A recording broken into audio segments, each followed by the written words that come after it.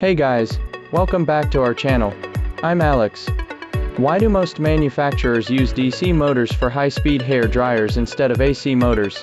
Well, today I will take you to learn about the components of high-speed hair dryers, DC motors. I will describe the differences between them from several aspects. First, efficiency and energy efficiency.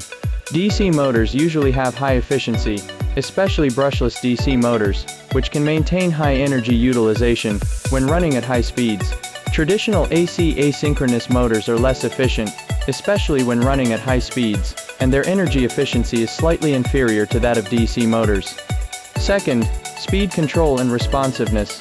DC motors can accurately control speed through voltage or current, have excellent dynamic responsiveness, and are suitable for occasions that require fast startup and precise wind speed adjustment.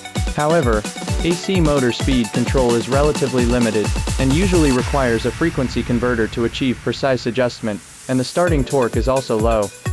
Third, maintenance and life. DC motors have a longer life, and less maintenance requirements because they do not have brushes and commuters.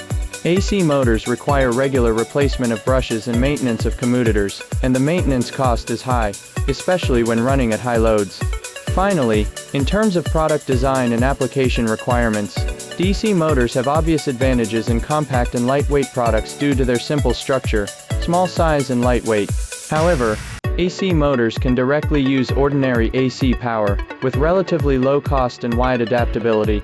In general, DC motors are suitable for high-speed hair dryer applications that require high efficiency, precise control and long life, while AC motors are more suitable for cost-sensitive, high power requirements and wide power adaptability.